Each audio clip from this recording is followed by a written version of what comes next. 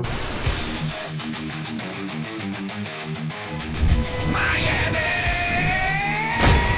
To mission control, we have liftoff. Phinhub! Phinhub! We talking Dolphin City! Phinhub, Phinhub! Yeah! It's that Dolphin Show! Phinhub! Welcome to the Phinhub Show, the one NFL podcast you can't leave off your roster. Now here's your host, Joey and Kevin Tejido.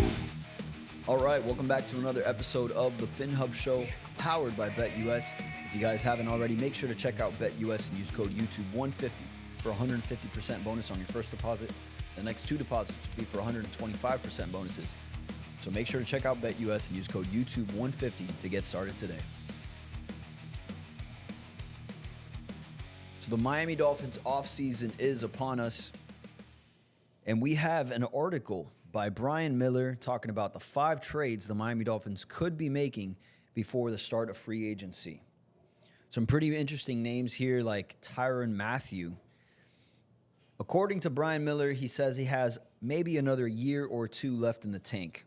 Matthew has been one of the best safeties in the NFL since he was drafted, but his time in the league is winding down. He is under contract with the Saints, who may not want to pay his high salary this year. Most likely, a post-June 1st trade, the Dolphins would be able to work this out after free agency and the draft, already knowing if they need more help at the position. The veteran has missed one game over the last 5 seasons, but is 3 years removed from his last Pro Bowl. If Miami can swing a deal, it could be a cheap move that helps both the Dolphins and the Saints. Kevin, what do you think about that? I'm over the old expiring contracts. You know what I'm saying? Like, these guys, Jordyn Poyer is the most recent guy that I can think of. It just didn't work out. I was super excited about the move, by the way. If you asked me about this 2 years ago, a year ago, before the Jordyn Poyer move, I would have been like, yeah, it'd be nice to get like a nice vet that might still have a little bit left in the tank. Didn't work out. Not going for it. This isn't a Calais Campbell situation that you're going to get the most out of him. I think it's going to be a lot more like Jordyn Poyer than Calais Campbell. So I'm going to say absolutely not. I wouldn't do it. Yeah, I that's the first name that came to mind. It was Jordyn Poyer, and I was like, you know, man, like if it's going to be anything like that, I'm good on that.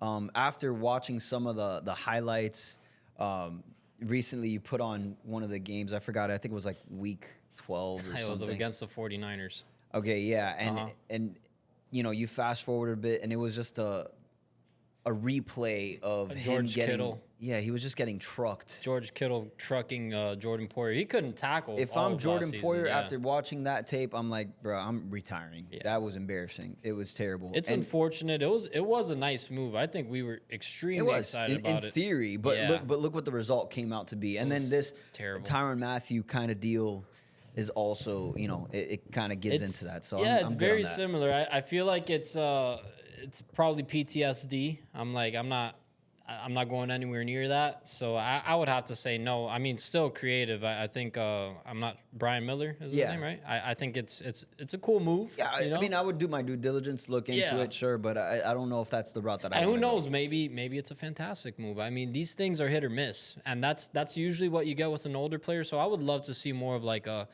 Deshaun Elliott kind of move that we sign a guy for cheap, you know, that has some potential and he maybe thrives on your defense. So yeah, I would just stay away from the older guys like that. So all right, so the next trade he has is trading for Neal. He says he would make a lot of sense and cost very little. The former 2021 first-round pick has not been good for the Giants. While he is much better in run protection, he is bad in pass protection. That may not be good for the Dolphins, but in his NFL career the last 3 years, he has played tackle. At Alabama, he was a pretty good guard, and that is one of the reasons the Giants took him in round 1. Trading for Neal would cost Miami little, but he has a history with Tua at Alabama. It might be worth a swap of late-round picks to see if he can move inside. If it's a swap for late-round picks, I'm all for guys that were drafted high that haven't really met their potential. Maybe you can unlock something by moving the tackle to guard. Yeah, I remember Neal coming out. I think they drafted him extremely high, you know, obviously too high. But I would take a flyer on that. You know, you can never have enough young studs that, you know, maybe could potentially turn their career around with you. We've seen it happen. Mekhi Becton is the most recent guy that I can think of coming from the Jets, high first round pick, and then he goes to the Eagles, and he's on a Super Bowl run. Obviously, he just won the Super Bowl with them, but he was creating holes for them. They moved him to right guard. Fantastic move. Hopefully, that's a guy that we sign in the offseason. I'll be all for that, by the way. Yeah. But yeah, I wouldn't mind taking a flyer on that. He can't be worse than our guy Liam Eichenberg. I mean, if you look at it like that, then it's a no-brainer. Absolutely. Yeah. So I would take. I mean, you're talking about a late swap of picks. You know, that sounds to me like money. I'm taking that chance on him. And if it doesn't work out, what did you lose? A 6th-round pick? You know, whatever. Fine. It's all good. Yeah, but you're still getting something back. Maybe you're getting a 7th back. So, right. I mean, you're losing. Yeah, you're not even really losing it. You're just moving back a little bit. Yeah, it's fine. But yeah, I think I would take that deal for Evan Neal. I would take a look at that. The next one is Jermaine Pratt. Mm-hmm. Requested a trade out of Cincinnati. Pratt is more likely going to be a little more expensive than Greer wants to pay, but he led the Bengals in tackles last season and is a physically menacing linebacker. The Dolphins need more players like Pratt on defense, and he would pair well with Jordyn Brooks. Chances are Pratt would cost Miami a mid-round draft pick, but other teams will be making offers, and that will drive his compensation up. Add to that the likelihood he wants a new deal ASAP, and this one isn't likely going to happen despite the need and the fit. I would say no. I would rather do something like we did last year. I think we struck gold with which it was a bit of a head scratcher that we were able to get him that cheap, because this is a guy, Jordyn Brooks, he had tremendous success with the Seahawks. Not sure why they wanted to let him go and move off of him. I mean, this is a guy that was a former first-round pick, consistently getting over 100 tackles. But I would do something more along the lines of, if you can get a guy like Dre Greenlaw from the 49ers. There's a guy that wants to be the number 1 linebacker. I think Miami can kind of convince him that he can be that despite having Jordyn Brooks. I'd rather go that route, not waste any draft compensation, and, go after a guy that, I think he is a good linebacker in Pratt, but he's not one of those upper echelon guys that if I can get my hands on that guy, that would be fantastic. And then you got to work out a new deal on top of trading that compensation. We'll go through free agency with that. I mean, this is something that I would look into it, but I'm also not gonna. I don't want to pay anything too hefty here, so more than likely it's probably not gonna happen for me. I'm happy with Jordyn Brooks, obviously, and I'd be curious to see what else is out there too. So before making that move, now the next 2 moves are actually more in-house. So he has Bradley Chubb could be made available after June 1st. When the draft is in the rearview mirror and free agency has dried up, teams that failed to address certain positions could look to make moves prior to the start of training camp. This is where Chubb could come into play. First, the Dolphins would need to wait until the 1st of June to save the most money. A pre-June 1st trade would save only $1.27 million, while after June 1st, that number jumps to $19 million. Will Chubb draw interest, given the fact he has missed all of last season? He should, but the money will be the biggest concern for the teams, depending on how it all breaks down. I mean, I guess depending on the compensation we get, I'm all for cap savings right now, but also I really do want to see that 3-headed monster that we've talked about in Bradley Chubb, Jaelan Phillips, and Chop. So I'm going to say no, even though we do need the money, I think, but it's after June 1st. I mean, you're going to get that money to really sign who? You understand what I'm saying? Right. You would want that money on your side so that you can potentially go after one of these top guards or something like that to really shore up this offensive line. Maybe go to defensive tackle and sign one of those guys out there. But I'm going to say no. I wouldn't do that. I think I want to see the product on the field. I'm with you. He added to the rotation of Jaelan Phillips and Chop Robinson. It is a problem for offenses. So I'm really curious to see how that plays out. Specifically the Bills. Yeah, well, the Bills, the mobile quarterbacks, I think it helps out a lot. And the AFC's got a lot of those guys. And those guys in Chop Robinson and Jaelan Phillips are extremely fast defensive ends that can keep up with a guy like Josh Allen. Well, going to Bradley Chubb, I think this is going to be an interesting move because to me, it's a very telling move or non-move. If we move on from Bradley Chubb, I do think that means that Chris Grier has his job here for another few years. Yeah. If he doesn't move on from Chubb, I think it means like, hey, we are still in win now mode. We need to win because he is a difference maker, especially with the other two guys. Keeping him fresh in the rotation, he is a huge difference maker. So, and we want to see Weaver, what he can do with those guys. Weaver wants to see what he could do with those three guys too. So I think the Dolphins stay with him because I do think there's the fire under Chris Greer and Mike McDaniel's ass right now. So I do think that they need to get it going. Yeah, and I think, kind of adding on to what you're saying, they're more along the lines of we need to keep talent in-house rather than get rid of that to create cap space right now because you're not looking at the future more so rather than the present because, dude, I got to win now. I got to keep my job right now. I can't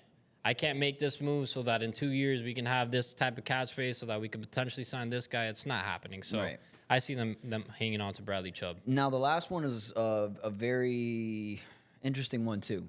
No one wants to hear it, but Jaelan Phillips should be made available.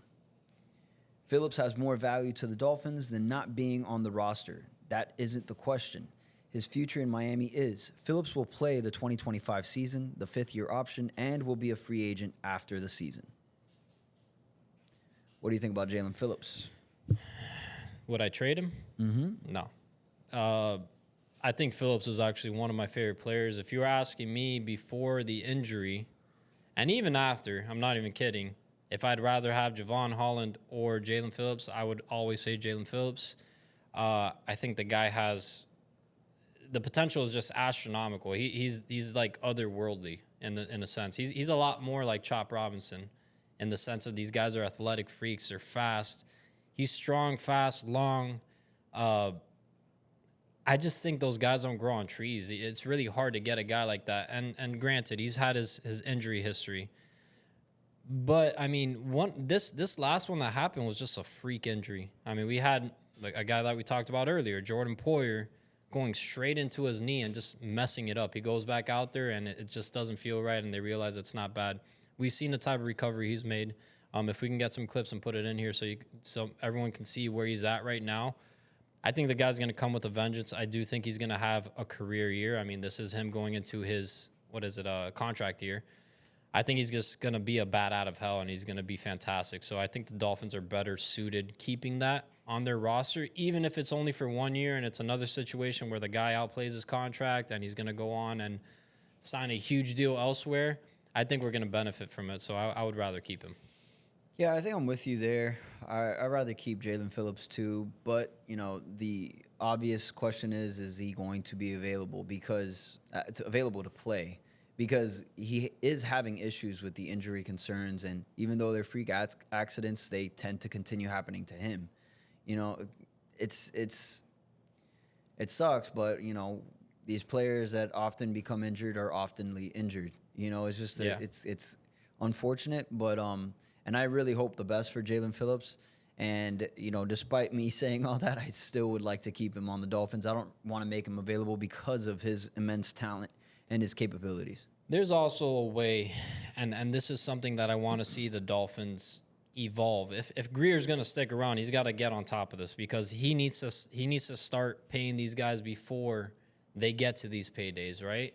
Like Christian Wilkins would still be a part of this team if it wasn't for him, Greer, him and Greer saying, "Oh, we need to see more out of you." It's like, all right, if you get more out of me, you're not going to be able to afford me, right? Get on top of this. Sign these guys before they get to those career years, and they're like, okay, now I'm going to go on the open market and I'm going to demand $25 million, $30 million, whatever the case may be, right? Yeah. I think the Dolphins have an opportunity to sit down with Jaelan Phillips here and say, hey, look, I don't know if this can work, but look, man, you've had these injuries. We believe in your potential. This is how much we believe in your potential. Let's give you $15 million APY, and we can see what you can do from there. Let's sign you to a 2-year, $30 million extension, right? Would you go for something like that? I think I would do it. Yeah, just based off of potential, because if you got the guy for another 2 years, probably getting double-digit sacks consistently if he stays on the field. I know it's a lot of ifs, and we have a lot of that on the Dolphins, but I think he's worth the investment. I think it's worth taking that risk, and the Dolphins don't do much of that these days. Yeah, I think I'm with that. I would like to see if maybe they could offer him a little something. And another thing, and we don't have to go so far about the Dolphins not taking risk with contracts. Tua eventually did what they wanted him to do. Prove to me why you're worth this top-notch contract. They could have gotten on top of that, and Tua could have probably been a $30 million per year player. That's and true. Tua would have been happy with it because he's like, yeah, I mean, I've had these concussions. I haven't really proven much in this league. I haven't won in the playoffs, so yeah, you know, maybe I can't get this done. Yeah, maybe I'm dead wrong, but maybe that's the approach they should be taking. I don't know. I don't know exactly how that part works because it kind of seems obvious, but at the same time, you know, who knows? If you guys haven't already, make sure to check out BetUS and use code YouTube150 for a 150% bonus on your first deposit. The next two deposits.